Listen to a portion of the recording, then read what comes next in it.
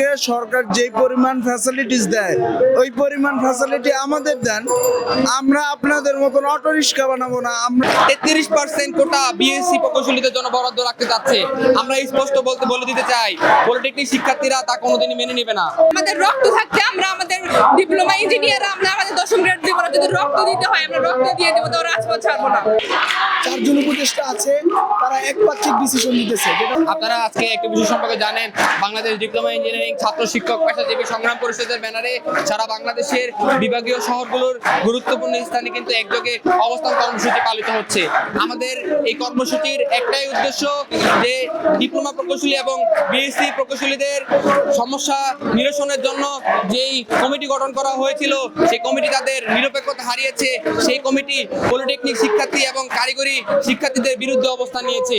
তারা 33% কোটা বিএসসি প্রকৌশলীদের জন্য বরাদ্দ রাখতে যাচ্ছে।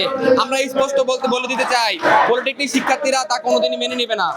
নাকি যৌক্তিক দাবি নয়, তাহলে কেন আমাদের এতদিন দশম গ্রেড দিয়ে রাখছিল, আর কেনই বা এখন তারা দশম গ্রেড নেওয়ার চেষ্টা করতেছে?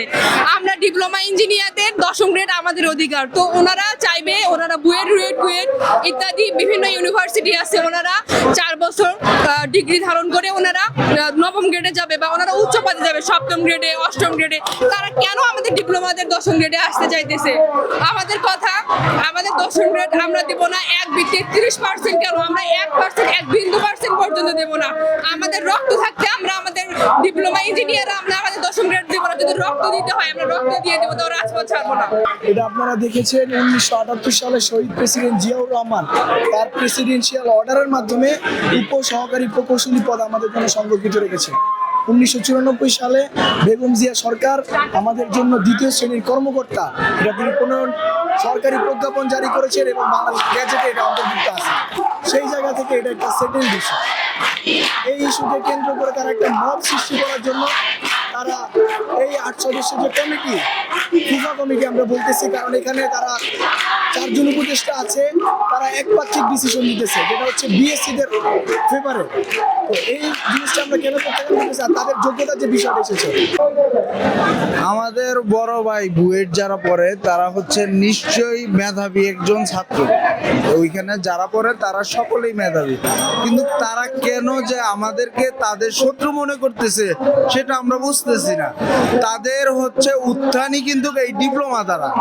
এটা তারা ভুলে যাচ্ছে যে তারা এই প্রতিষ্ঠানটার নাম বুয়েট, যেই প্রতিষ্ঠানটা, এই প্রতিষ্ঠানটা কিন্তু ঢাকা ইউনিভার্সিটির আন্ডারে একটি শিক্ষা প্রতিষ্ঠান ছিল, যেটার নাম ছিল আহসানুল্লাহ ইনস্টিটিউট। তো ওইখান থেকে আমাদের সাথে পাল্লা দিতে আসে। তারা বলে যে তাদের সাথে আমরা যাতে সমানে সমানে টক্কর দিই, তাহলে তারা আমাদের যেহেতু বলতেছে যে সমানে সমানে টক্কর দেবো, ঠিক আছে, কোনো সমস্যা নাই, তাহলে আপনারা আসুন, আপনাদেরকে সরকার যেই পরিমাণ ফ্যাসিলিটিস দেয় ওই পরিমাণ ফ্যাসিলিটি আমাদের দেন, আমরা আপনাদের মতন অটো রিক্সা বানাবো না। আমরা রোবট বানাইতে পারি। আমরা ঢাকা পলিটেকনিক স্টুডেন্ট, আমরা গ্যাংরো রোবট বানায় দেখাইছি, আমরা আরো বানাইতে পারি। আমাদের যত পরিমাণ সাপোর্ট দিবেন অত পরিমাণ ভালো কাজ করে দেখাতে পারবো।